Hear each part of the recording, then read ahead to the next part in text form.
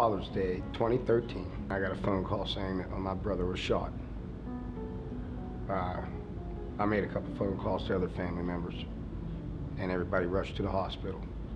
A little short doctor came into the doorway. He never came inside, just to the doorway. And he says, "He's gone," and he walks away.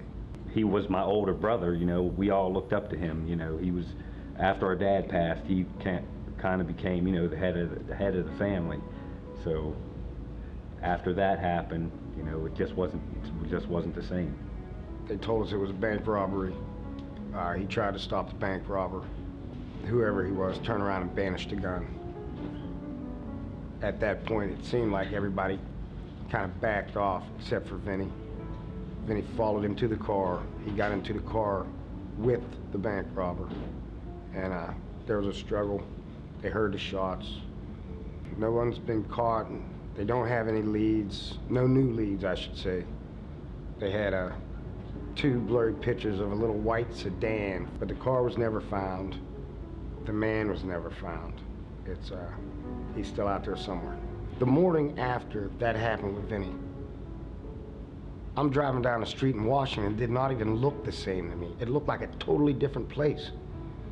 And I still feel that way because I talk to people in Washington. I know a lot of people in Washington. I talk to people, but there's always that thing in the back of your mind. Who did it? Am I talking to the person who did it? You don't trust people. You don't trust people as much as you did before it happened. You know, I don't know how to explain it, but it changes you. It's been a while, and to me, to some of the family members, to some of his friends, it still seems like it happened yesterday. Me talking about it right now upsets me. It does. It's not easy for me to do.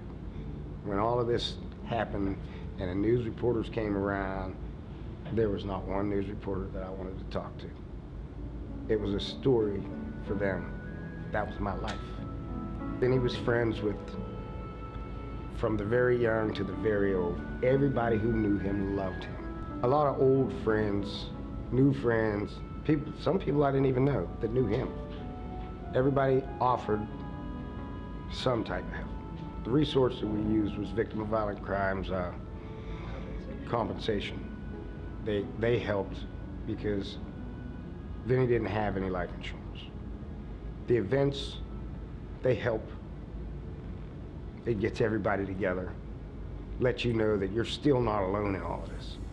We had a couple bike runs. Brothers of Hammer came, other bike clubs.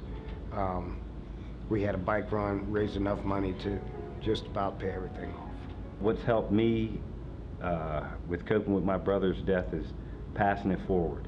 I mean, he was always one, he'd take his shirt off his back, he'd help you do, you know, he'd go through thick and thin with you, and he didn't have to know you but a minute. One of Vince's sayings that he used to always say is, stand for something or fall for anything. So that's one of the things I try to keep in the back of my mind, and I know that you can't just sit and not do anything and expect a change. Don't wait until it happens to you.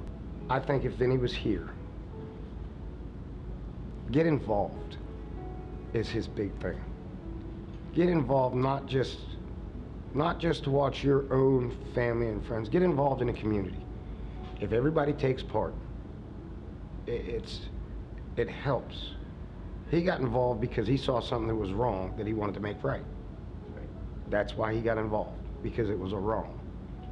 Too many people nowadays will turn their head because they don't want to get involved. They're afraid, and they should be, because Vinny got involved and paid for it with his life.